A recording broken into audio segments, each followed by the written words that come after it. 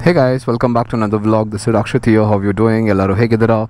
Like you already read the title, yes, I have decided to explain the accessories that I put on my motorcycle. We will start with front. Should I start with the handguard or should I start with the visor? So if you see the visor, this is from Escape Dreams, like you already know. This is about 2,500 to 3,000 is what I paid. It's working. You get it in 6 and 8 size, so this is 6, and you also get an 8 which is slightly taller. Did not go for the taller one. It is because it's going to create a lot of problems for me while I ride, and because it doesn't have so much power, there is slight chances that there might be that resistance that's going to come from the visor. And then of course the hands guards, this was about it's not bark busters but it's an aftermarket one.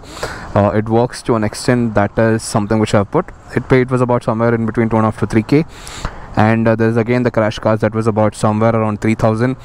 I did not like the crash guard because while I was doing the Kanyakumari ride, the other side of the side piece got cut in between, so in Coimbatore while I was returning back, so I won't recommend to put this one. And another thing is of course the Mad Dog. This is actually Scout-X. Scout-X means you have 4 different LEDs.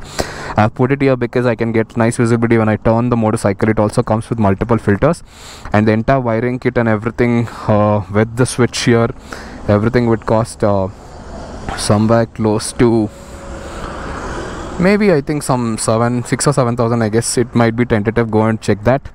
And then what else? And another thing is I've changed the mirrors with Husqvarna. That is another mirror that I made in addition to. That is 1,050 I paid. And of course you also have the mount which is the Bobo, and then the holder for the mount is again another thing which is from I think I got this from Hyper Rider. And this, and then top of this is there. Hyper Rider was about 850 and this was about somewhere close to 1,200 or something. I had got it but I did not use that. And then what else I have? And another thing I have is definitely this one. But this is a tire hugger from Hyper Rider. That's another addition I made. This was somewhere close to 1,000 or something. So that's how it looks when I ride super bikes also. Nice. So coming back to the topic, that was about 1,500 or something. And then there is of course the Automel rare top rack. This is the holder separately it's gonna come with. This was about somewhere close to 4,000. And then of course this is the LS2 plate that's gonna hold the top box. The top box was somewhere in between 20 to 22,000 with installations and everything as well. And what else I have on the motorcycle? And of course the biggest upgrade that I've made on this motorcycle is the sprocket setup. So if you can see the size of the sprocket setup itself, this is Duke 250 sprocket setup, both front and back. Front 14, rear 46. Stock comes up with 1545.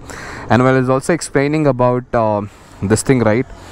This was the thing that happened in Kanyakumari. I did not drop my bike, but it just got broke, and then I had to ride it in that way with a lot of vibration it was actually making. And then later I had to come here and remove this and get it fixed with a normal welding shop.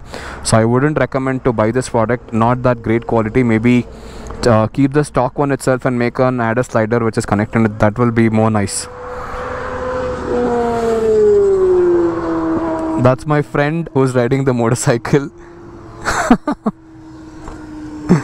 So that's a ZX6R. So that's my friend, by the way. So this is the sort of modifications I've made. Of course I also have the top box, that is a silver color one, and I also have another thing which is a flasher, right? When I say flasher, you can actually, this thing doesn't come with hazard. So what I've done is I've put a flasher. Flasher is something which has about 80 different patterns of lighting that is installed here under the seat. So that's another thing. I think let me show you. I think why not? Anyway, I'm free, so let me show you how exactly it looks. And the lock opening, where's the lock opening, maga?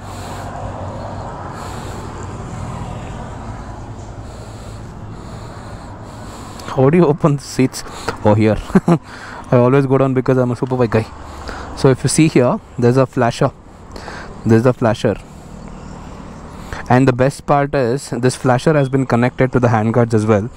So when you actually turn on the motorcycle, it actually makes like really nice lighting sort of thing. I'll show you it. See, you saw that? That's how it's gonna come.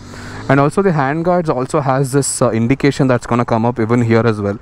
It's gonna come up in the pattern of what I've set this thing, and you also get it on the other side.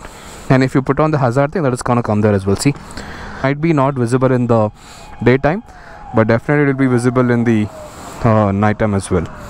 So this, of course, the default LED I haven't done. I'm planning to put another modification probably here with another lights, because somewhere I feel the light isn't that great. At least in night it's not working for me. That is something which I'm also gonna plan. So folks, that's the entire context about the modifications and everything about the motorcycle. And do let me know in the comment section. And everything that I've done, mostly I've got it from Motor World Racing itself.